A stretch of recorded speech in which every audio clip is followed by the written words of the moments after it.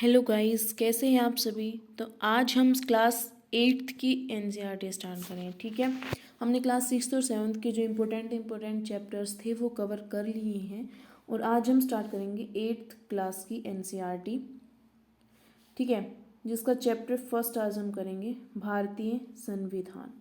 देखिए ये बुक ना इम्पोर्टेंट है, वेरी वेरी इंपॉर्टेंट है ये बुक। ठीक है, इसको आपको ध्यान से समझना। अगर ये बुक समझ में नहीं आई तो बेसिक फिर कुछ समझ में नहीं आएगा।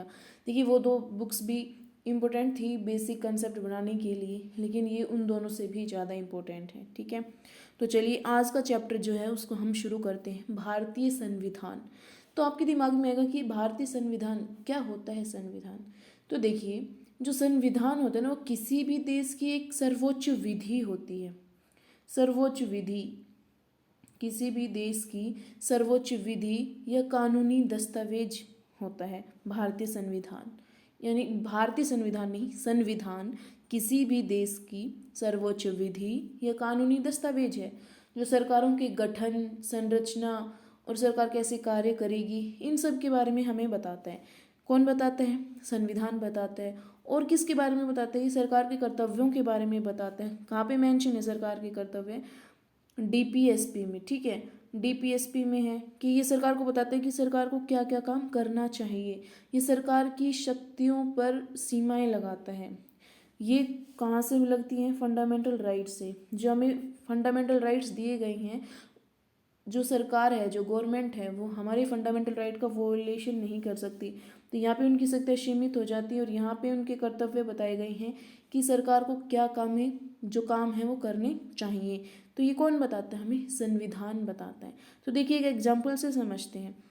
आप कोई भी खेल खेलते हैं, फुटबॉल, क्रिकेट, जैसा भी जो भी खेल खेलते हैं, उस प्रत्येक खेल के कुछ ना कुछ रूल रेगुलेशंस होते हैं, नियम होते हैं। आप उनको फॉलो करके ही उस खेल को खेलते हैं। ठीक है, तो देखिए जैसे एक फुटबॉल का खेल है, उसको खेलते हैं तो उसमें नियम होता है कि जो गोलकीपर है ना, उसके अलावा कोई भी खिलाड़ी जो है वो गेंद को अपने हाथों से नहीं छू सकता है। अगर वो उसे और भी कोई खिलाड़ी अपने हाथों से छुएगा तो देखिए फुटबॉल का मतलब ही नहीं रह जाएगा। ऐसे ही संविधान है, हम संविधान को फॉलो करेंगे तभी तो हमारे संविधान में क्या है? हमारे भारत में संविधान की सर्वोच्चता है। ठीक है, ये हमारा सर्वोच्च कानून है। अगर हम इसे ही फॉलो नहीं करेंगे तो हमारा देश अच्छे से नहीं चलेगा। इसलिए किसी भी खेल को अच्छे से निष्ठापूर्ण तरीके से खेलने के लिए उस खेल के रूल रेगुलेशन को फॉलो करना आवश्यक है। उसी तरह एक देश को अच्छे सुचारू रूप से चलाने के लिए उसके संविधान को, उसके कानूनों को फॉलो करना अनिवार्य हो जाता है। ठीक है, तो चलिए पढ़ते हैं कि संविधान की आवश्यकता हमें क्यों है, ये कब बना, कैसे बना, इसकी विशेषताएं क्या हैं, ये सब हम इस चैप्टर में कवर करेंगे। तो देखिए हम इस चैप्टर में आज क्या क्या कवर करने जा रहे हैं उसके बारे में एक बार देखते हैं। हम इसमें पढ़ेंगे किसी भी देश को संविधान की आवश्यकता क्यों पड़ती है, क्यों ज़रूरत है हमें कि हमारे पास एक संविधान हो, कॉन्स्टिट्यूशन हो, कोई भी कानून हो, कोई कानूनी दस्तावेज हो, हमें क्या आवश्यकता है इसकी। और फिर भारतीय संविधान कब बना इसके बारे में पढ़ेंगे। संविधान के उद्देश्य क्या होते हैं इनके बारे में जानेंगे। और भारतीय संविधान के मुख्य लक्षण, वैसे तो बहुत सारे हैं मुख्य विशेषताएं संविधान की, लेकिन हमारी इस एनसीईआरटी में सिर्फ 5 के बारे में बताया गया है और हम 5 ही पढ़ेंगे इसमें। ठीक है, पहला है संघवाद, फेडरलिज्म के बारे में पढ़ेंगे। दूसरी संसदीय शासन व्यवस्था यानी कि पार्लियामेंट्री सिस्टम के बारे में पढ़ेंगे। धर्मनिरपेक्षता, सेक्युलरिज्म पढ़ेंगे। शक्तियों का बंटवारा पढ़ेंगे। मौलिक अधिकार पढ़ेंगे। ठीक है, ये 5 चीज़ें हम आज, 5 विशेषताएं इस चैप्टर में हम पढ़ेंगे। क्लियर है? अच्छा जी, तो ये देखिए हमारा कॉन्स्टिट्यूशन ऑफ इंडिया। ओके, तो चलिए शुरू करते हैं हमारा चैप्टर कि किसी भी देश को संविधान की आवश्यकता क्यों पड़ती है, इसके बारे में हम कुछ चर्चा कर लेते हैं। देखिए आज दुनिया के ज़्यादातर देशों के पास अपना संविधान है। आमतौर पर सभी लोकतांत्रिक देशों के बारे में उम्मीद की जा सकती है कि उनके पास संविधान जरूर होगा, लेकिन देखिए संविधान हर लोकतांत्रिक देश के पास है, लेकिन किसी भी देश में संविधान होने का मतलब ये नहीं है कि वो देश लोकतंत्र है। देखिए इस क्वेश्चन को ना अच्छे से समझिए, क्या स्टेटमेंट है ये कि जितने भी देश लोकतंत्र हैं उनके पास तो संविधान होगा ही होगा, लेकिन ऐसे और भी देश हैं जिनके पास संविधान है लेकिन वो लोकतंत्र नहीं है। ठीक है, कि जो लोकतांत्रिक देश हैं उनके बारे में उम्मीद की जाती है कि उनके पास संविधान जरूर होगा, लेकिन इसका यह मतलब नहीं कि जिन देशों के पास अपने संविधान होते हैं वे सभी लोकतांत्रिक देश ही होंगे। ठीक है, संविधान कई उद्देश्यों की पूर्ति करता है। पहला, यह दस्तावेज उन आदर्शों को सूत्रबद्ध करता है जिनके आधार पर नागरिक अपने देश को अपनी इच्छा और सपनों के अनुसार रच सकते हैं। अब आप अपने देश का संविधान बना रहे हैं तो आप अपने देश को मद्देनज़र रखते हुए बनाएंगे कि आपका देश में कितनी डाइवर्सिटी है, क्या क्या चीज़ें हैं, क्या आपने अपने अतीत में फेस किया है, जिन सब से हमने अपना संविधान बनाया है उसी तरह हर देश अपना संविधान अपने हिसाब से बनाता है, तो वो उन सब चीज़ों को उसमें डालता है जिससे वो चाहता है कि हम हमारे देश को इस प्रकार चलाएंगे। ठीक है ना, तो जिस आधार पर नागरिक अपने देश को अपनी इच्छा से अपने सपनों के अनुसार रच सके उस आधार पर वो कानून आदर्शों का सूत्रबद्ध करता है। ठीक है, यानी संविधान ही बताता है कि हमारे समाज का मूलभूत स्वरूप क्या होगा। अब संविधान ही बताएगा हमें कि सरकारों का गठन कैसे होगा, कैसे वो कार्य करेंगी, इन सब के बारे में हमें कौन बताता है, संविधान बताता है। तो देश के भीतर आमतौर पर कई समुदाय रहते हैं।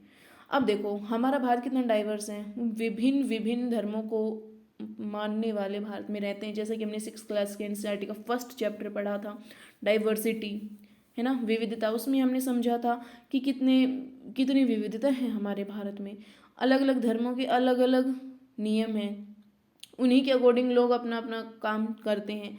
तो देखिए कुछ बातें उन कानूनों में ऐसी हैं जहाँ पे लोग एग्री हैं, लेकिन कुछ बातें ऐसी हैं जहाँ पर मतभेद होता है। तो उन सभी को कम करने के लिए संविधान एक कॉमन रूल कानून बनाया गया कि जिसे सभी को फॉलो करना होगा, चाहे उसका धर्म कुछ भी हो, क्योंकि वो भारत का संविधान है और प्रत्येक भारतीय को फॉलो करना पड़ेगा। ठीक है, उनके बीच कई बातें समान होती हैं लेकिन जरूरी नहीं कि वे सारे मुद्दों पर एक दूसरे से सहमत हों। संविधान नियमों का एक ऐसा समूह होता है जिसको एक देश के सभी लोग अपने देश को चलाने की पद्धति के रूप में अपना सकते हैं। इसके जरिए वे न केवल यह तय करते हैं कि सरकार किस तरह की होगी, बल्कि उन आदर्शों पर भी एक साझी समझ विकसित करते हैं जिनकी हमारे पूरे देश में रक्षा की जानी चाहिए। ठीक है, तो चलिए अब पढ़ते हैं संविधान। हमने पढ़ा संविधान क्या और किसी भी देश को संविधान की आवश्यकता क्यों होती है, क्लियर है। अच्छा जी, अब हम पढ़ते हैं भारतीय संविधान के बारे में थोड़ा सा, कि भारतीय संविधान कैसे बना उसके बारे में जानते हैं। देखिए 1934 में भारतीय राष्ट्रीय कांग्रेस ने संविधान सभा के गठन की मांग पहली बार अपने अधिकृत नीति में शामिल की। ये 1934 में एम.एन. रॉय ने विचार रखा कि संविधान सभा का गठन होना चाहिए।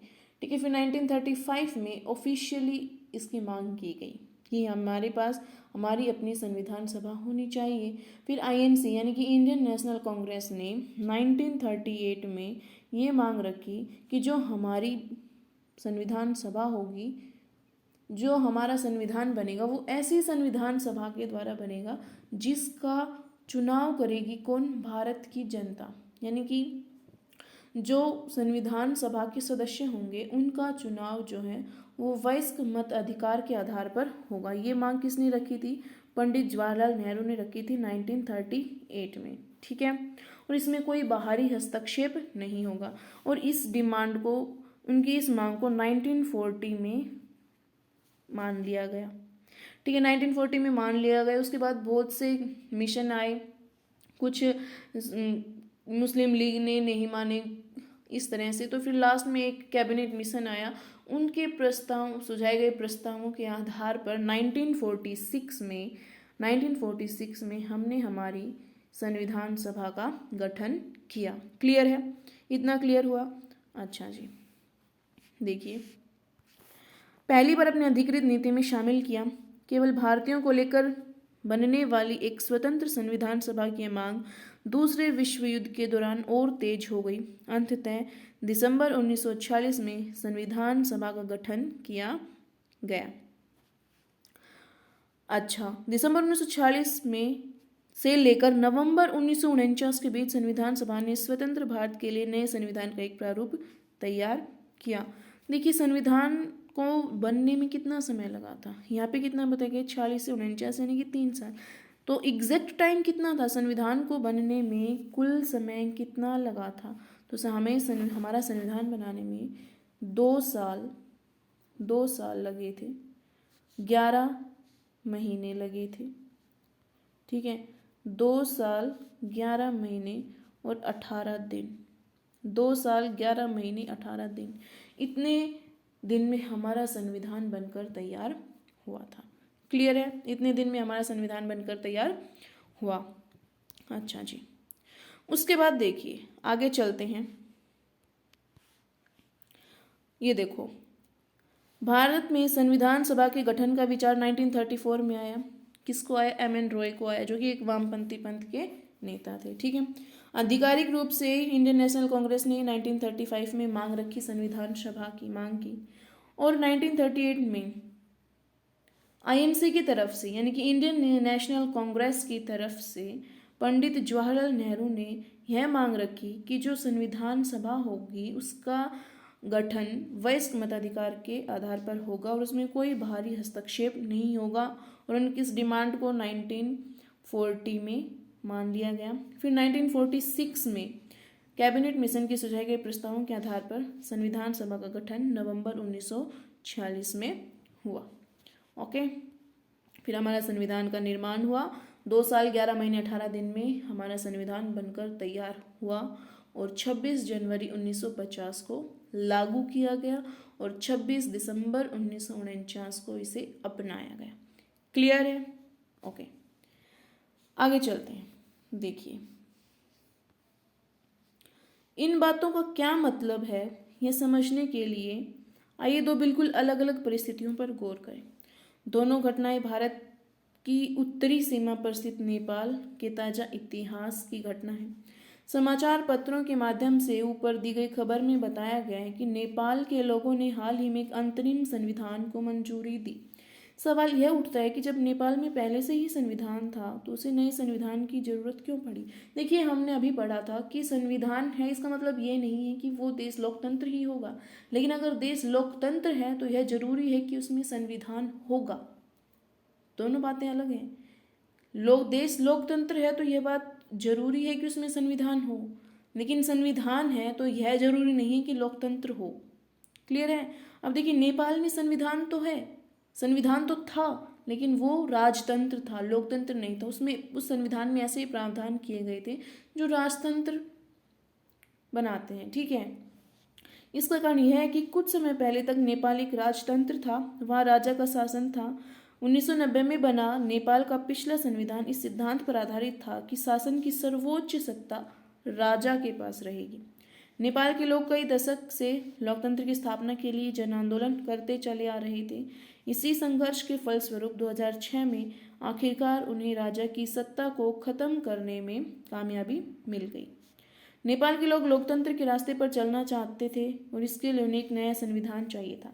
अब देखो पहले संविधान में प्रावधान है कि राजतंत्र सत्ता मतलब सारी शक्ति जो होगी वो राजा के पास होगी, तब उन्हें लोकतंत्र बनने के लिए संविधान भी तो बदलना पड़ेगा। संविधान में प्रावधान जो है उनको बदलना पड़ेगा, इसलिए उन्हें नई संविधान की आवश्यकता महसूस हुई। वे पिछले संविधान को इसलिए नहीं अपनाना चाहते थे क्योंकि उसमें वे आदर्श नहीं थे जो वे नेपाल के लिए चाहते थे और जिनके लिए वे लड़ रहे थे। अच्छा ओके, देखिए जैसे फुटबॉल के खेल में नियम बदलते हैं खेल बदल जाता है, उसी तरह नेपाल को भी राजतंत्र की जगह लोकतांत्रिक शासन व्यवस्था चलने के कारण अपने सारे नियम बदलने होंगे ताकि एक नए समाज की रचना की जा सके। अब वो राजतंत्र है तो लोकतंत्र में बदलने के लिए संविधान में को भी बदलना पड़ेगा। यही कारण है कि नेपाल के लोगों ने 2015 में अपने देश के लिए एक नया संविधान अपनाया। क्लियर है? अच्छा जी, हमने संविधान का एक उद्देश्य पढ़ा। क्या होता है संविधान का उद्देश्य? कि सरकारों का गठन करना और यह तय करना कि संविधान जो सरकार है वो कैसे कार्य करेगी, सरकार के कर्तव्यों का उल्लेख करना, उन पर सीमाएं आरोपित करना, ये किसका उद्देश्य है? संविधान का। संविधान का दूसरा उद्देश्य होता है देश की राजनीतिक व्यवस्था को तय करना कि देश की राजनीतिक व्यवस्था कैसी होगी, लोकतांत्रिक होगी, गणतंत्रात्मक होगी या राजतंत्र होगी। हमारा भारत कैसा है, लोकतंत्र, गणतंत्र या राजतंत्र। हमारा भारत लोकतंत्र व गणतंत्र दोनों है। ठीक है, हमारा भारत जो है वो लोकतंत्र और गणतंत्र दोनों है। क्लियर है? अच्छा जी। नेपाल के पुराने संविधान में कहा गया था कि देश के क्या कहा गया था भाई नेपाल के पुराने संविधान में कि देश के शासन की बागडोर राजा और मंत्रिपरिषद के हाथ में रहेगी, कहा गया था।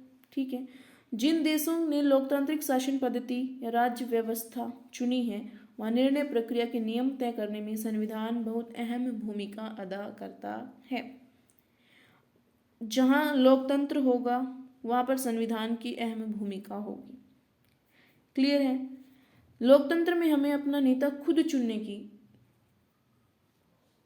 स्वतंत्रता होती है, क्योंकि लोकतंत्र का मतलब ही होता है कि लोगों का लोगों के लिए और लोगों के द्वारा शासन लोकतंत्र कहलाता है, ताकि हमारी ओर से वे सत्ता का जिम्मेदारी के साथ इस्तेमाल कर सकें। फिर भी इस बात की संभावना हमेशा रहती है कि नेता सत्ता का दुरुपयोग कर सकते हैं।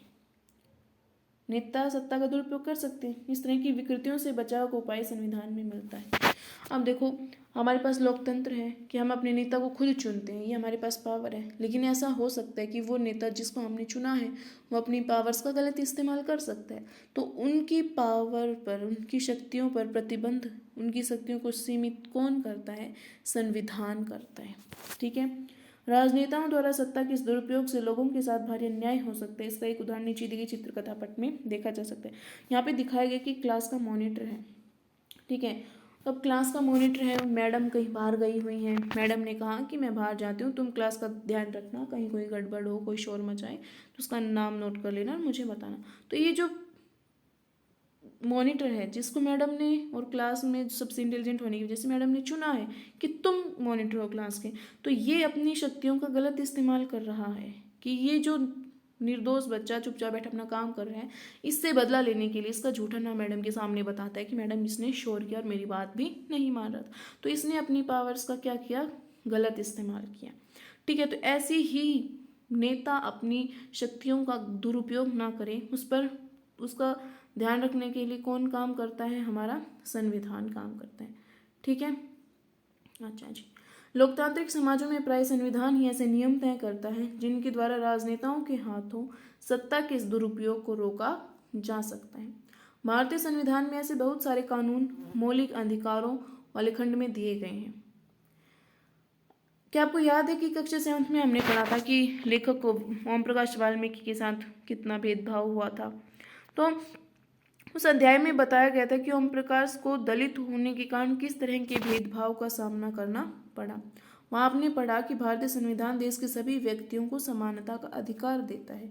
हमारा संविधान कहता है कि धर्म, नस्ल, जाति, लिंग और जन्मस्थान के आधार पर देश के किसी भी नागरिक के साथ भेदभाव नहीं किया जा सकता। इस प्रकार समानता का अधिकार भारतीय संविधान में दिया गया एक मौलिक अधिकार है। तो देखिए, हमने अभी पढ़ा था कि जो संविधान है वो सरकार की शक्तियों पर सीमाएं आरोपित करता है। किसके थ्रू? फंडामेंटल राइट्स के थ्रू। भारतीय संविधान सरकार के कर्तव्यों का उल्लेख करता है। किसके थ्रू? डीपीएसपी के थ्रू। क्लियर है? अच्छा जी। अब देखिए,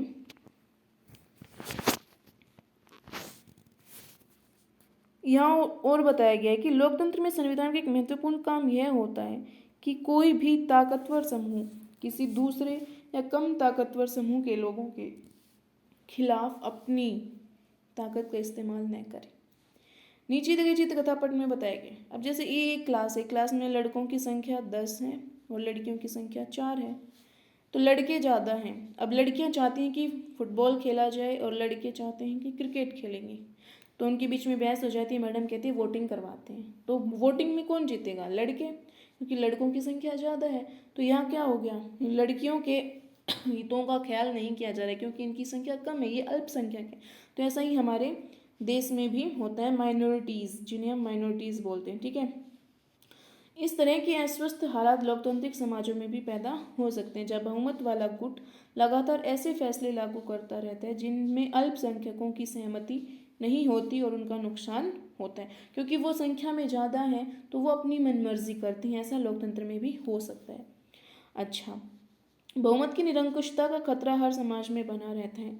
संविधान में दिए गए नियमों से इस बात का ख्याल रखा जाता है कि अल्पसंख्यकों को किसी ऐसी चीज़ से वंचित ना किया जाए जो बहुसंख्यकों के लिए सामान्य रूप से उपलब्ध। अब देखो, संविधान इस बात का भी प्रावधान करता है कि सभी बराबर हैं, अल्पसंख्यकों के साथ वो भेदभाव नहीं होगा। ठीक है, उन्हें उस चीज़ से वंचित नहीं रखा जाएगा जो बहुसंख्यकों के लिए तो आसानी से उपलब्ध है लेकिन उनके लिए नहीं है। तो उनमें समानता का भाव पैदा करता है कौन? संविधान। पर बहुसंख्यकों की निरंकुशता या दबदबे पर प्रतिबंध लगाना भी संविधान का एक महत्वपूर्ण कार्य है। यह दबदबा एक समुदाय के द्वारा दूसरे समुदाय के ऊपर भी हो सकता है, जिसे इंटर कम्युनिटी वर्चस्व कहते हैं, या फिर एक ही समुदाय के भीतर कुछ लोग दूसरों को दबा सकते हैं, जिसे अंतर सामुदायिक इंट्रा कम्युनिटी वर्चस्व कहते हैं। यानी कि अब देखिए, हमने पिछली क्लास में पढ़ा था कास्टिज्म के बारे में, रिलीजन्स के बारे में। तो कास्ट एक ऊंची जाति नीची जाति के ऊपर दबदबा बनाए, तो ये हो गया इंटर कास्ट। ठीक है, इंट्रा कास्ट एक ही जाति में अमीरी गरीबी के कारण या अपने आप को सर्वश्रेष्ठ और दूसरे को अपने से कम समझने के कारण एक ही जाति के लोग एक दूसरे पर अपना वर्चस्व बनाएं, वो हो गया इंट्रा कास्ट। इसी तरह इंटर कम्युनिटी और इंट्रा कम्युनिटी है। क्लियर है? अच्छा जी, उसके बाद बताया गया है कि संविधान क्यों होना चाहिए, हमारे पास और संविधान होने का क्या कारण है। तो इसका तीसरा महत्वपूर्ण कारण यह है कि हम खुद को अपने आप से बचा सकें। यह बात सुनने में थोड़ी अजीब लगती है, पर ऐसा इसका मतलब ये है कि हम कई बार ऐसे मुद्दे पर बहुत तीखे ढंग से सोचने लगते हैं। ऐसे विचार हमारे व्यापक हितों के लिए नुकसानदेह हो सकते हैं। संविधान में ऐसी भावनाओं से बचाने में मदद करता है। इसे समझने के लिए अब देखिए, यहाँ आप एक एग्जाम्पल से समझिए कि आपके दिमाग में कुछ ऐसे खुराफाती आइडिया आ जाए, जैसे कि एनसीईआरटी की बुक में दिया गया है कि आप चाहते हैं कि बहुत दिन हो गए हमें लोकतंत्र हुए, अब राजतंत्र में जाते हैं, फिर किसी तानाशाह को चुनते हैं। तो आप सोचेंगे कि संविधान हमें ऐसे फैसले लेने से भी रोकता है जिनसे उन बड़े सिद्धांतों को ठेस पहुंच सकती है, जिनमें देश आस्था रखता है। अब आपने भावुक होकर ऐसा फैसला ले लिया, लेकिन उससे नुकसान किसका? हमारे देश का, हमारा खुद का।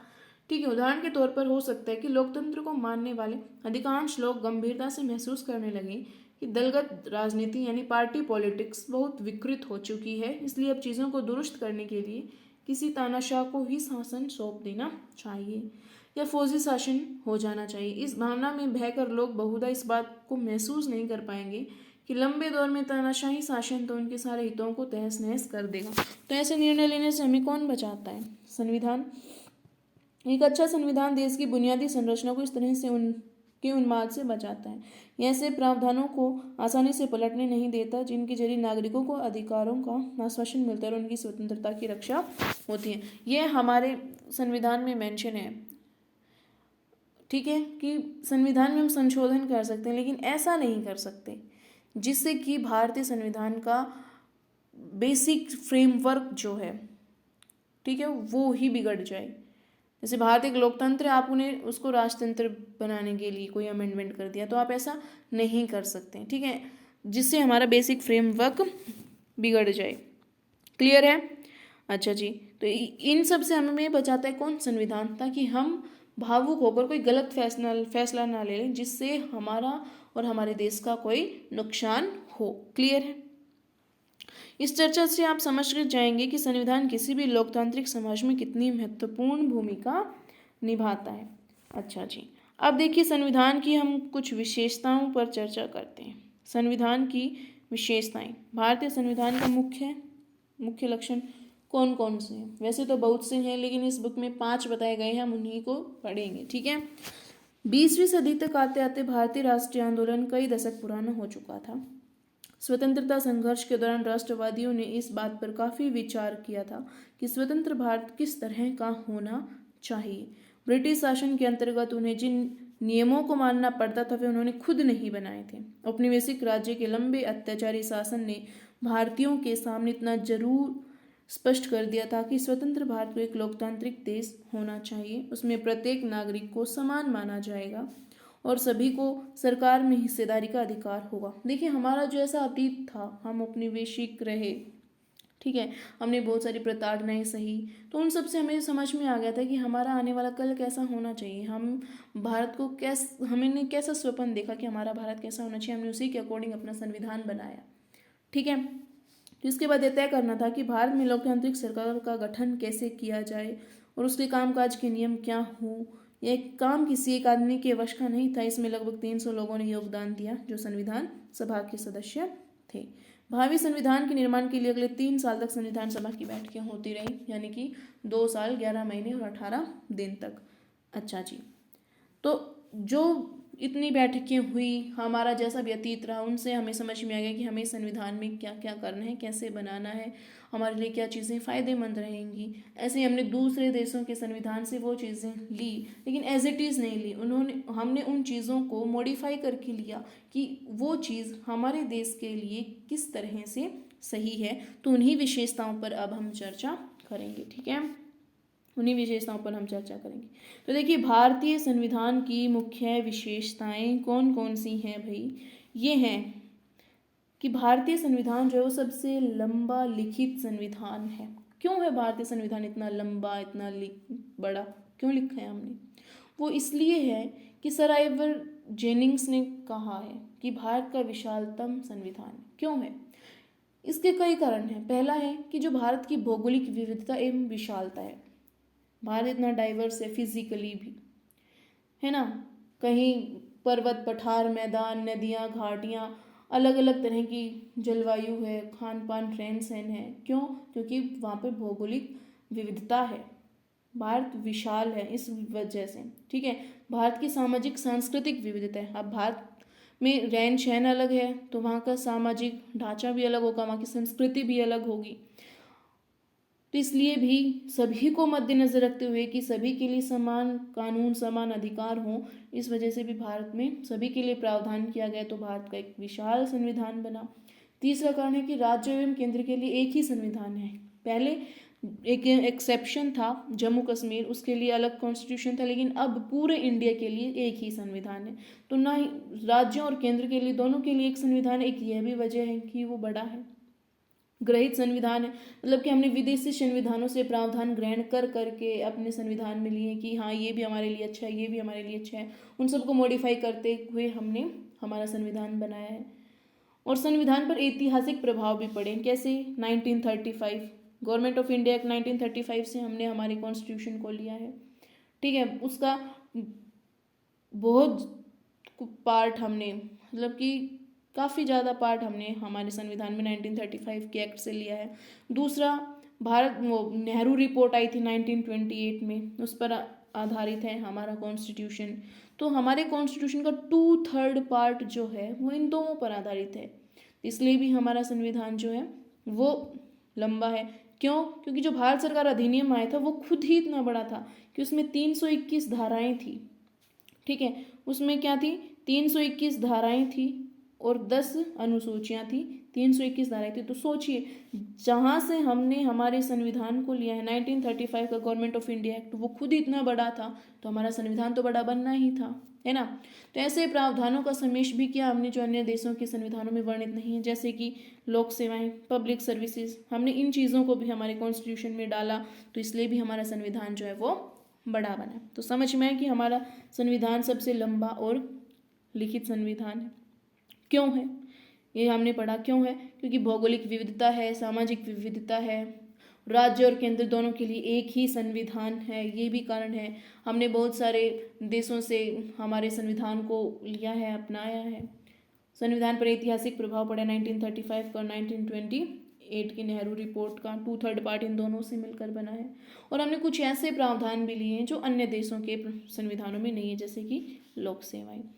क्लियर हुआ? तो इसलिए हमारा संविधान इतना विस्तृत और विशालतम है। ओके जी। उसके बाद आते हैं विभिन्न स्रोतों से विहित हैं। हाँ, हमने विभिन्न स्रोतों से लिया है, ये भी ठीक है। नम्यता एवं अनम्यता का समन्वय है कि ना ही ज़्यादा लचीला है और ना ही कठोर है, दोनों का मिक्सचर है। एकात्मकता की ओर झुकाव है हमारे संविधान का, है ना। सरकार का संसदीय रूप है, ये हम आगे आगे ना पढ़ेंगे। सरकार का संसदीय रूप तो हम आज ही पढ़ लेंगे, ठीक है। संसदीय संप्रभुता एवं न्यायिक सर्वोच्चता में समन्वय है। क्लियर है। एकीकृत व स्वतंत्र न्यायपालिका है, मौलिक अधिकार हैं, राज्य के नीति निदेशक तत्व हैं, मौलिक कर्तव्य हैं।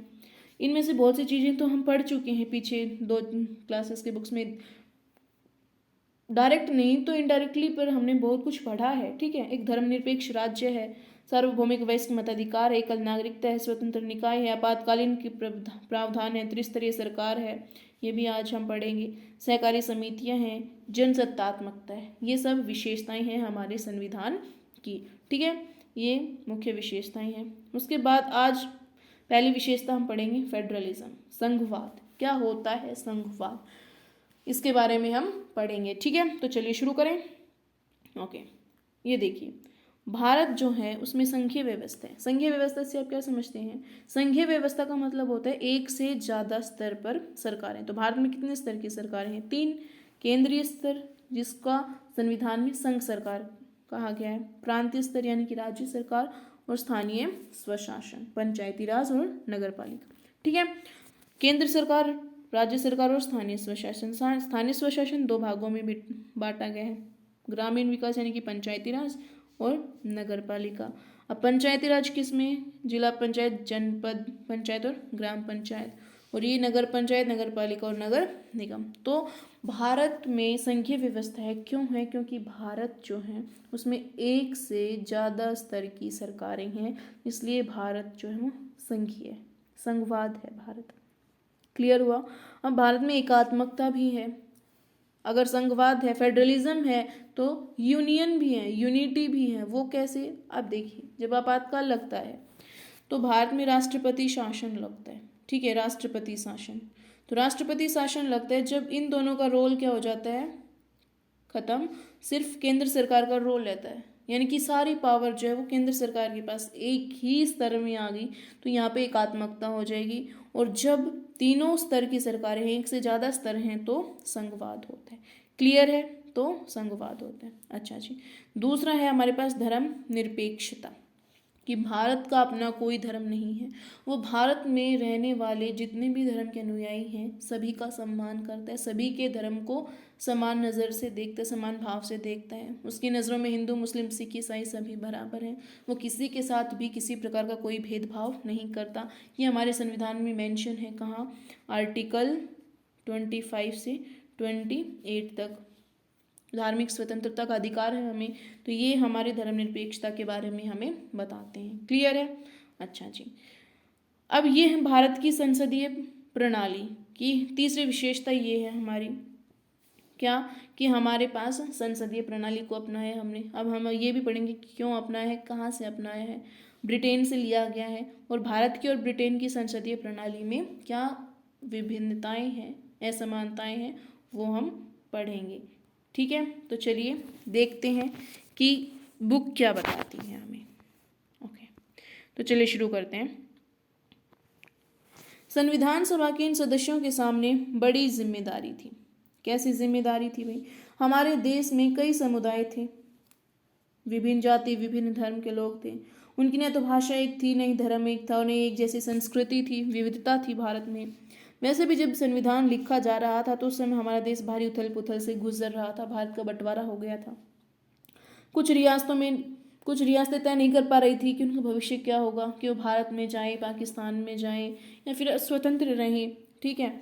उनका भविष्य क्या होगा, वे किधर जाएंगी। जनता की सामाजिक आर्थिक स्थिति भी भयानक थी। संविधान सभा के सदस्यों के सामने ये सारे मुद्दे थे। भारत का वर्तमान जो उस समय का था वो भी था, अतीत भी था। अब संविधान सभा के सदस्यों को चारों तरफ से सोचकर संविधान का निर्माण करना था, ठीक है। लेकिन उन्होंने अपने इस ऐतिहासिक दायित्व को बहादुरी से पूरा किया और देश को एक ऐसा कल्पनाशील दस्तावेज दिया जिसमें राष्ट्रीय एकता को बनाए रखते हुए विविधता के प्रति गहरा सम्मान दिखाई देता है। उन्होंने जो दस्तावेज तैयार किया उसमें सामाजिक आर्थिक सुधारों के जरिए गरीबी उन्मूलन और जनप्रतिनिधियों के चयन में जनता की महत्वपूर्ण भूमिका पर काफ़ी जोर दिया गया है। आगे के हिस्सों में भारतीय संविधान के कुछ मुख्य आयामों का उल्लेख किया गया है। इन बातों को पढ़ते हुए विविधता, एकता, सामाजिक आर्थिक सुधार और प्रतिनिधित्व से संबंधित उपरोक्त चिंताओं को लगातार ध्यान में रखिए, जिनसे इस दस्तावेज को लिखने वाले जूझ रहे थे। इसे समझने की कोशिश करते हैं। चलिए ठीक है, तो इसे हम समझने की कोशिश करते हैं कि क्या कुछ रहा था। तो आइए हम पढ़ते हैं इसके बारे में कि क्या क्या विशेषताएं रही हैं। इसलिए प्रांतीय स्तर पर भी सरकार की व्यवस्था की गई ताकि इलाकों के हिसाब से अलग फैसले भी लिए जा सकें। यानी कि भारत में कि सभी राज्यों को कुछ मुद्दे पर फैसले लेने का स्वायत्त अधिकार है। राष्ट्रीय महत्व के सवालों पर सभी राज्यों को केंद्र सरकार द्वारा बनाए गए कानूनों को मानना पड़ता है। कार्य क्षेत्र की स्पष्टता के लिए संविधान में कुछ सूचियां दी गई हैं। राज्य सूची, संघ सूची, राज्य सूची और समवर्ती सूची ये डिसाइड करती है कि राज्य कौन से कार्य करेगा, सेंटर कौन से, और दोनों मिलकर कौन से काम करेंगे। अगर समवर्ती सूची में विवाद होता है सेंटर और स्टेट के बीच में, तो सेंटर के जो बात है वो मानी जाएगी। क्लियर है, जिनमें बताया गया है कि कौन से स्तर की सरकार किन मुद्दों पर कानून बना सकती है। इसके साथ संविधान यह भी तय करता है कि प्रत्येक स्तर की सरकार अपने कार्यों के लिए पैसे का इंतजाम कहाँ से कर सकती है। संघवाद के अंतर्गत राज्य केवल केंद्रीय सरकार के प्रतिनिधि नहीं होते, उन्हें भी संविधान से ही अपनी ताकत और अधिकार मिलते हैं। ये संघवाद के बारे में बता रहा है। ठीक है, भारत के सभी लोग इन सभी स्तरों की सरकारों द्वारा बनाए गए कानूनों और नीतियों के अंतर्गत आते हैं। तो ये था हमारा संघवाद का ढांचा। क्या कि त्रिस्तरीय सरकार है, केंद्र सरकार, राज्य सरकार और स्थानीय सरकार। ठीक है, 3 स्तर पर सरकार है, इसीलिए हमारा भारत क्या है, भारत में क्या है, संघवाद, संघ शासन। ठीक है, अच्छा, तीनों के लिए कार्य करने के लिए अलग अलग सूचियां हैं, राज्य सूची, समवर्ती सूची और केंद्र सूची। ये बताती है कि केंद्र कौन से काम करेगा, केंद्र के कार्य केंद्र सूची में, संघ सूची में, राज्य के कार्य राज्य सूची में है, और दोनों को मिलकर काम करना होता है। जो समवर्ती सूची है उसमें दोनों सरकारें फैसला ले सकती हैं, लेकिन अगर दोनों सरकारों के फैसलों में विवाद होता है तो संघ सरकार का फैसला मान्य रहेगा। ये देखिए, यहाँ समवर्ती सूची में जब हम पढ़ते हैं कि संघ सरकार का फैसला मान्य रहेगा, तो यहाँ से भी एकात्मकता का विचार निकल कर आता है। ठीक है, यहाँ से संघवाद एकात्मकता में बदल जाता है विदाउट एनी अमेंडमेंट। ओके, दूसरी है संसदीय शासन पद्धति। अब आप ये सोचिए कि हमारे भारत में हमने संसदीय शासन पद्धति को ही क्यों अपनाया। ठीक है, क्यों अपनाया हमने संसदीय शासन पद्धति को, क्या कारण है संसदीय शासन पद्धति अपनाने का। तो देखिए, हमने संसदीय शासन पद्धति जो है, संसदीय शासन प्रणाली जो है, वो हमने ब्रिटेन से ली है, और हमारे ऊपर ब्रिटेन ने ही काफ़ी सालों तक राज किया है, हम ब्रिटेन के गुलाम रहे हैं। तो हमारे भारत में कहीं ना कहीं संसदीय शासन प्रणाली ही चलती आ रही थी, तो हमारे लिए इसको अपनाना ईजी था, इसलिए हमने इसी को अपनाया। ठीक है, इसके बारे में हम जानते थे, इसलिए कुछ नया लेने के बजाय जो अब तक चला आ रहा था उसी में हमने चलना चाहा। क्या समझते हैं आप संसदीय शासन प्रणाली से? संसदीय शासन प्रणाली को हम प्रधानमंत्री प्रणाली भी बोलते हैं, कि यहाँ जो प्रधान होता है वो कौन होता है, प्रधानमंत्री होता है। ठीक है, संसदीय शासन प्रणाली में जो प्रधान होता है वो प्रधानमंत्री होता है, और राष्ट्रपति जो होता है वो नाम मात्र का प्रधान होता है, नाम मात्र का। ठीक है, नाम मात्र का प्रधान होता है कौन, राष्ट्रपति। अब देखिए, हमारे भारत में राष्ट्रपति को नियुक्त किया जाता है, इसलिए भारत क्या है, गणतंत्र है। लेकिन जो वो ब्रिटेन है जहाँ से हमने संसदीय प्रणाली को लिया है, वहाँ पे जो राष्ट्रपति हैं वो एक राजतंत्र है, वहाँ पे ताज। ठीक है, तो वहाँ पे जो है मतलब कि वंशीय आधार पर चलता है आज भी, कि पहले पिता, फिर उसका बेटा, फिर उसका बेटा, फिर उसका बेटा, मतलब उन्हीं के परिवार में से कोई ना कोई उस देश का मुखिया चुना जाएगा, प्रधान, नाम मात्र का प्रधान चुना जाएगा, इसलिए उसको राजतंत्र बोलते हैं। और वहाँ ब्रिटेन में भी मुख्य प्रधानमंत्री ही होता है। वर्तमान में कौन है, ऋषि सुनक, जो कि भारतीय मूल के हैं। क्लियर है, अच्छा जी। और भारत में भी प्रधानमंत्री ही मुख्य प्रधान होते हैं और राष्ट्रपति नाम मात्र का प्रधान होता है। क्लियर हुआ?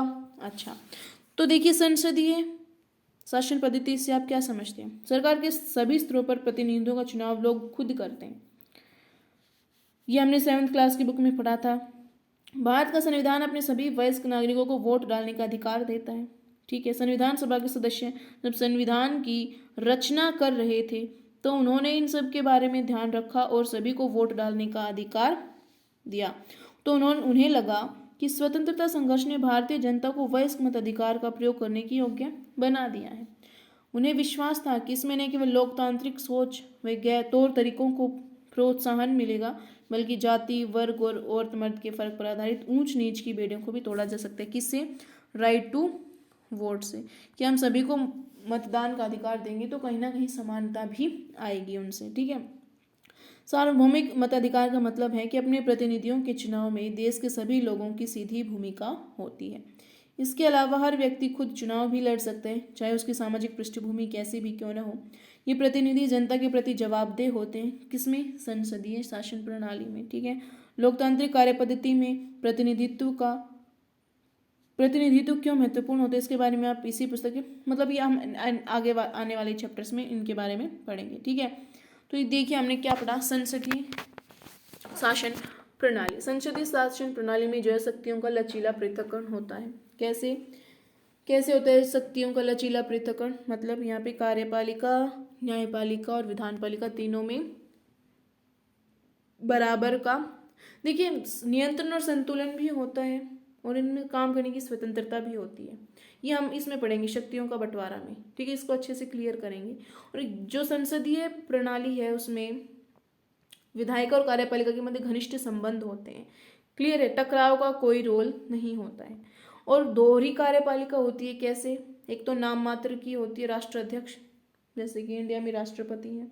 दूसरा वास्तविक प्रधानमंत्री मुखिया होते हैं। ठीक है, और राष्ट्राध्यक्ष एवं सरकार का अध्यक्ष अलग अलग होंगे, यानी कि प्रधानमंत्री और राष्ट्रपति अलग अलग होते हैं। ऐसा तो नहीं कि प्रधानमंत्री है वही राष्ट्रपति है। तो इस संसदीय प्रणाली में दोनों अलग अलग होते हैं। मंत्रियों का दोहरा उत्तरदायित्व होता है कि वो इंडिविजुअली भी किसी बात के लिए रिस्पॉन्सिबल होंगे कि भाई उन्होंने अपने आप में कोई फैसला लिया है और पूरी मंत्रिपरिषद उनसे एग्री नहीं है तो वो खुद रिस्पॉन्सिबल होंगे।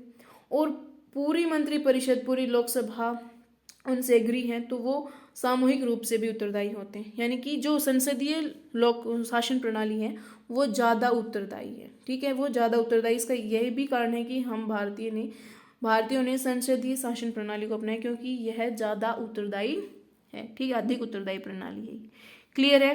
अच्छा जी, अब देखो मंत्रियों की नियुक्ति के लिए योग्यता और शर्त का प्रावधान भी होता है कि कौन मंत्री चुना जाएगा। देखिए कोई खास प्रावधान तो नहीं होते हैं लेकिन प्रावधान होते हैं। ठीक है, और सरकार का अनिश्चित कार्यकाल होता है। अब सरकार का अनिश्चित कार्यकाल होता है, इससे आप क्या समझते हैं?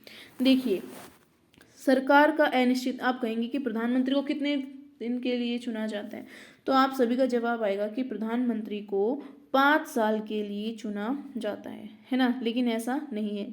आप अगर ऐसा कहेंगे तो आपका जवाब क्या हो जाएगा? गलत, क्योंकि प्रधानमंत्री का जो कार्यकाल है वो अनिश्चित होता है। ठीक है, किसी भी सरकार का कार्यकाल अनिश्चित होता है संसदीय शासन प्रणाली में। क्यों होता है? क्योंकि आप ना लोकसभा को चुनते हैं। ठीक है, आप लोकसभा को चुनते हैं कितने वर्ष के लिए? 5 वर्ष के लिए। एक निश्चित कार्यकाल के लिए आप लोकसभा को चुनते हैं। और जो प्रधानमंत्री या पूरी मंत्रिपरिषद होती है वो लोकसभा के विश्वास पर चुनी जाती है। लोकसभा के विश्वास पर चुनी जाती हैं। अगर ये कोई पर्टिकुलर प्रधानमंत्री हैं, अगर इन्होंने लोकसभा में विश्वास खो दिया है तो इन्हें इनके पद से हटा दिया जाएगा। लेकिन लोकसभा तो नहीं विघटित हुई ना, लोकसभा तो पूरे 5 वर्ष के लिए है, लेकिन मंत्री पूरे 5 वर्ष के लिए हो ये ज़रूरी नहीं होता है। ठीक है, तो हमारे लोकसभा का निश्चित कार्यकाल होता है लेकिन सरकार का अनिश्चित कार्यकाल। तो ये चीज़ ध्यान रखनी है आपको। ठीक है, और जो निम्न सदन को भंग किया जा सकता है, यानी कि लोकसभा को भंग कर सकता है कौन? राष्ट्रपति कर सकते हैं। क्लियर हुआ? ठीक है, अच्छा जी, तो ये थी संसदीय शासन प्रणाली। हमने क्यों अपनाया? क्योंकि ये अधिक उत्तरदायी है। हम ब्रिटेन के गुलाम रहे, हमने ये ब्रिटेन से ही लिया है। इसलिए हमारे लिए सुविधाजनक था, क्योंकि हम इसके बारे में कहीं ना कहीं जानते थे, इसलिए हमने इसको अपनाया। ये अधिक उत्तरदायी है और ये इसके गुण थे जो अभी हमने पढ़े कि अधिक उत्तरदायी है और इसमें व्यापक रूप से प्रतिनिधित्व होता है, ठीक है, मंत्रिपरिषद में, कि आप पूरे भारत का प्रतिनिधित्व कर सकते हैं। क्लियर हुआ? तो ये थी हमारी संसदीय शासन प्रणाली। अच्छा जी, अब दूसरा क्वेश्चन हमारे पास, दूसरी होती शक्तियों का पृथक्करण। शक्ति पृथक्करण से आप क्या समझते हैं? शक्तियों का बंटवारा। ये जो शक्तियों का बंटवारा है, इसका कॉन्सेप्ट मोंटेस्क्यू ने दिया था भाई। किसने दिया था? मोंटेस्क्यू ने दिया था। क्यों? ताकि कोई भी सरकार का कोई भी अंग जो है वो निरंकुश ना हो, इसलिए शक्तियों का पृथक्करण किया गया था कि सरकार का कोई भी अंग निरंकुश ना हो। ये किसके द्वारा प्रतिपादित किया गया था? फ्रांसीसी विचारक थे मोंटेस्क्यू। क्लियर है? उनके द्वारा प्रतिपादित किया गया। देखिए, अगर इसके इनके अनुसार ना सरकार को तीन शक्तियों में, यानी कि 3 अलग अलग अंगों में बांटा गया है। कौन कौन सा? विधायिका, नंबर 1 विधायिका, कार्यपालिका और न्यायपालिका। इन 3 भागों में सरकार को बांटा गया है। क्लियर है? अब देखो, ये तीनों अपने अपने क्षेत्र में निरंकुश ना हो। कार्यपालिका, विधायिका और न्यायपालिका ये अपने अपने क्षेत्र में निरंकुश ना हो, इसलिए इनका एक दूसरे के ऊपर नियंत्रण और संतुलन है। चेक एंड बैलेंस का सिद्धांत प्रतिपादित किया गया कि ये वैसे तो स्वतंत्र है, लेकिन एक दूसरे के काम में दखल अंदाजी थोड़ी बहुत कर सकते हैं, ताकि ये अपने आप को महान ना समझने लग जाएं। ठीक है? कुछ मात्रा में ये एक दूसरे पर नियंत्रण करती हैं। जैसे कि अब कार्यपालिका ने विधायिका ने कोई कानून बनाया, तो उसमें जो हमारी न्यायपालिका है वो जुडिशियल रिव्यू कर सकती है कि इन्होंने जो कानून बनाया है वो सही है या नहीं। देखिए, भारतीय मॉडल क्या है? भारतीय मॉडल समझते हैं। भारतीय मॉडल क्या है शक्ति पृथक्करण का? तो जो भारतीय मॉडल है वो अमेरिकी और ब्रिटिश मॉडल दोनों से लिया गया है। हमने जो शक्ति पृथक्करण का मॉडल है वो भारत और ब्रिटेन दोनों से लिया है। क्यों लिया है? देखिए, कार्यपालिका और न्यायपालिका कॉन्सेप्ट हमने लिया है ब्रिटेन से। ठीक है, कार्यपालिका और विधायिका का ब्रिटेन से लिया है, लेकिन हमने न्यायपालिका को अमेरिका से लिया है। क्यों? क्योंकि उस टाइम तक जब हमने हमारा संविधान बनाया, ब्रिटेन में न्यायपालिका नहीं थी, वो 2009 में बनी है। क्लियर है? तो ब्रिटिश मॉडल की तुलना में अधिक व्यवहारिक है अमेरिकी और हमारी भारतीय मॉडल। ठीक है? और कार्यपालिका व विधायिका के मध्य टकराव को रोकने के लिए, किनके मध्य? कार्यपालिका और विधायिका के मध्य टकराव को रोकने के लिए हमने ब्रिटिश मॉडल को अपनाया। ब्रिटिश मॉडल की बात ही सहयोग और सामंजस्य, यानी कि एक दूसरे में समन्वय का सिद्धांत है। ठीक है? अर्थात दोनों के मध्य शक्तियों का लचीला पृथक्करण अपनाया गया है, जिसमें कार्यपालिका और विधायिका के बीच घनिष्ठ संबंध है। ये एक दूसरे के कामों में नियंत्रण भी कर सकती हैं और स्वतंत्र भी हैं। क्लियर है? और कार्यपालिका कार्यपालिका के प्रति उत्तरदायी बनी रहती है, ताकि इन दोनों में समन्वय बना रहे। ये एक दूसरे के प्रति उत्तरदायी बनी रहती है। किसमें? भारतीय मॉडल में, शक्ति पृथक्करण का जो भारतीय मॉडल है उसमें। क्लियर हुआ? और जो न्यायपालिका है वो हमने अमेरिका से अपनाया। क्यों? क्योंकि उस समय ब्रिटेन में न्यायालय नहीं था, वो 2009 में अपनाया गया है। और स्वतंत्र एवं निष्पक्ष न्यायपालिका की स्थापना हमने की है। ठीक है? और हमारे भारत में किसकी सर्वोच्चता है भाई? संविधान की सर्वोच्चता है भारत में। और ब्रिटेन में किसकी सर्वोच्चता है? ब्रिटेन में संसद की, और अमेरिका में न्यायपालिका की सर्वोच्चता है। क्लियर है? ये याद रखना है कि भारत में संविधान की सर्वोच्चता है, ब्रिटेन में संसद की सर्वोच्चता है, और अमेरिका में न्यायपालिका की सर्वोच्चता है। क्लियर है? अमेरिका में न्यायपालिका की सर्वोच्चता है। तो हमने पढ़ा शक्तियों का पृथक्करण। क्लियर हुआ है? चलिए एक बार देख लेते हैं क्या है शक्तियों का पृथक्करण। हाँ जी, देखिए, इसमें भी बताया गया कि हमने शक्तियों को बांटा है विधायिका, कार्यपालिका और न्यायपालिका में। ठीक है? इनमें निर्वाचित प्रतिनिधि होते हैं। कार्यपालिका ऐसे लोगों का समूह जो कानूनों को लागू करने और शासन चलाने का काम देखते हैं। अब कार्यपालिका कितने प्रकार की होती है भाई? कार्यपालिका कितने प्रकार की होती है? तो कार्यपालिका 2 प्रकार की होती है। कौन कौन सा? एक होती है राजनीतिक कार्यपालिका, दूसरी होती है प्रशासनिक कार्यपालिका। ठीक है? राजनीतिक कार्यपालिका में कौन आते हैं? मंत्रिपरिषद आते हैं। ठीक है? ये निर्वाचित होते हैं, और यहाँ पे एडमिनिस्ट्रेटिव में IAS IPS वगैरह वगैरह आते हैं, सिविल सर्वेंट आते हैं जो कि चयनित होते हैं, सिलेक्टेड होते हैं। ये इलेक्टेड होते हैं, ये सिलेक्टेड होते हैं। इनके लिए कोई योग्यता नहीं होती, इनके लिए योग्यता होती है। इनका अनिश्चित कार्यकाल होता है, कोई फिक्स टाइमिंग नहीं है इनकी, ठीक है। और जो प्रशासनिक कार्यपालिका है वो एक निश्चित समय के लिए, निश्चित कार्यकाल, तब तक वो रिटायर नहीं हो जाती, तब तक उनकी रिटायरमेंट की एज नहीं हो जाती, वो सिर्फ तब तक के लिए होते हैं। और ये इनका कोई फिक्स टाइम नहीं होता है। क्लियर है? अच्छा जी, न्यायालय की व्यवस्था को न्यायपालिका कहा जाता है, जिसके बारे में आप इस पुस्तक की आगे पढ़ेंगे। सरकार की किसी भी शाखा द्वारा सत्ता के दुरुपयोग को रोकने के लिए प्रावधान किया गया है कि इन सभी अंगों की शक्तियां एक दूसरे से अलग होंगी। शक्तियों के इस बंटवारे के आधार पर प्रत्येक अंग दूसरे अंग पर अंकुश रखता है और इस तरह तीनों अंगों के बीच सत्ता का संतुलन बना रहता है। यानी कि तीनों अपने आप में स्वतंत्र हैं और तीनों अपने एक दूसरे के ऊपर अंकुश भी रखते हैं, ताकि कोई भी अपने क्षेत्र में निरंकुश ना हो। ठीक है, कोई भी अपने क्षेत्र में निरंकुश न हो। कार्यपालिका विधायिका के प्रति और विधायिका कार्यपालिका के प्रति उत्तरदायी होती है और न्यायपालिका जुडिशियल रिव्यू लेकर देख सकती है कि बनाया गया कानून संविधान के अकॉर्डिंग सही है या नहीं। इसलिए इनमें नियंत्रण और सामंजस्य का भाव पाया जाता है, चेक एंड बैलेंस का। क्लियर हुआ? इतना क्लियर हुआ? अच्छा जी, आई होप आपके समझ में आया होगा। तो अब हम पढ़ते हैं मौलिक अधिकार के बारे में, फंडामेंटल राइट्स। हमारे कॉन्स्टिट्यूशन में फंडामेंटल राइट्स दिए गए, ये भी एक विशेषता है हमारे संविधान की। कितने फंडामेंटल राइट्स हैं हमारे पास? 6 हैं। ठीक है, मौलिक अधिकारों वाला खंड भारतीय संविधान की अंतरात्मा भी कहलाते हैं। मौलिक अधिकार कौन से खंड में है?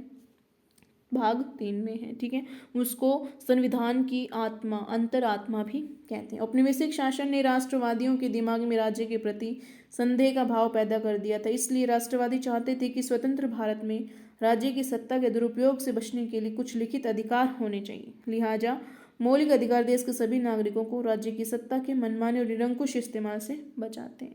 यानी कि ये सरकार पर की शक्तियों पर अंकुश लगाते हैं, सरकार को सीमित शक्तियां प्रदान करते हैं। कौन? फंडामेंटल राइट्स, मौलिक अधिकार। ठीक है, इस तरह संविधान राज्य और अन्य व्यक्तियों के समक्ष व्यक्तियों के अधिकारों की रक्षा करता है।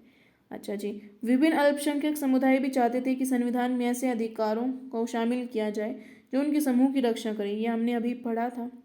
फलस्वरूप बहुसंख्यकों से अल्पसंख्यकों के अधिकारों की रक्षा का आश्वासन भी संविधान में दिया गया है।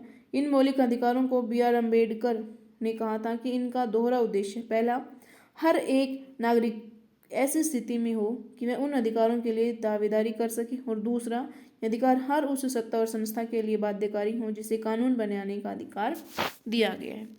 ठीक है, मौलिक अधिकारों के अलावा हमारे संविधान में एक खंड नीति निर्देशक तत्वों का भी है। DPSP पार्ट 4 में है। संविधान सभा के सदस्यों ने यह खंड इसलिए जोड़ा था ताकि और ज़्यादा सामाजिक व आर्थिक सुधार लाए जा सके।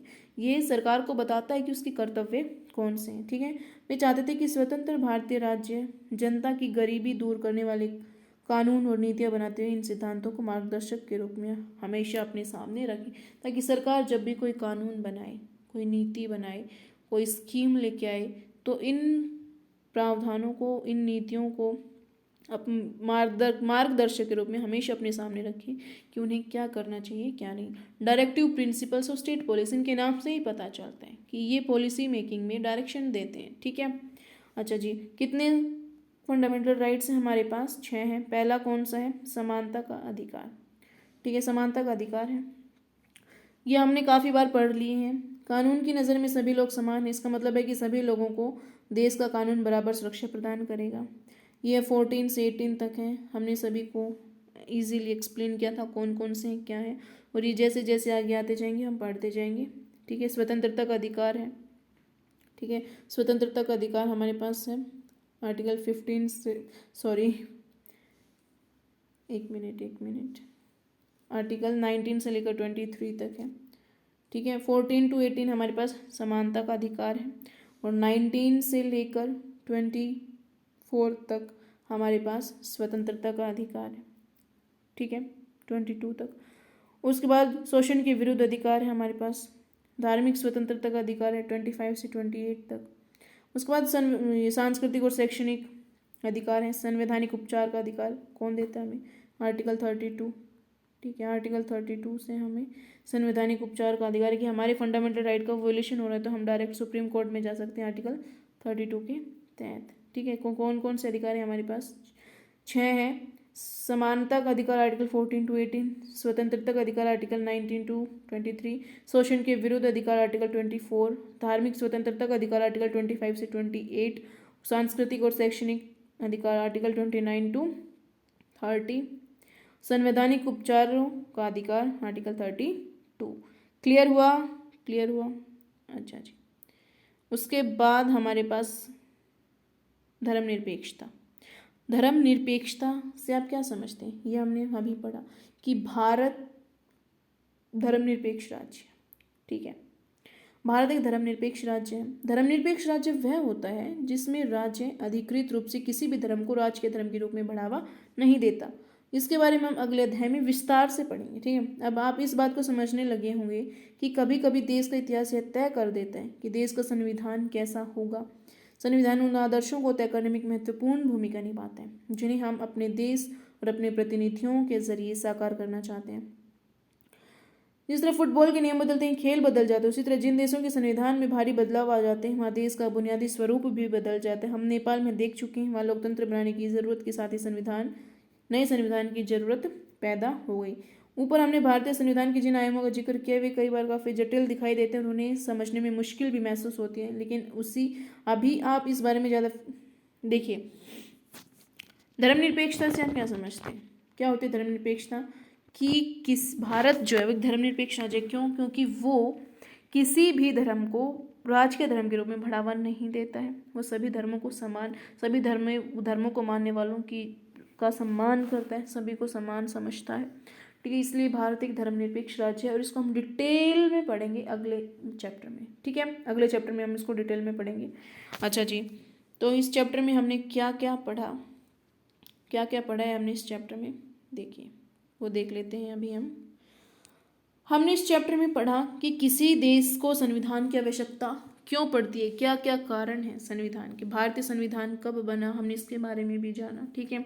संविधान का क्या उद्देश्य है, 3-4 उद्देश्य हमने पढ़े संविधान के। संघवाद के बारे में हमने पढ़ा, हमने धर्मनिरपेक्षता पढ़ा, संसदीय शासन व्यवस्था पढ़ी, शक्तियों का बंटवारा और मौलिक अधिकार के बारे में हमने पढ़ा। तो देखिए हमने क्या पढ़ा कि भारतीय संविधान कब बना।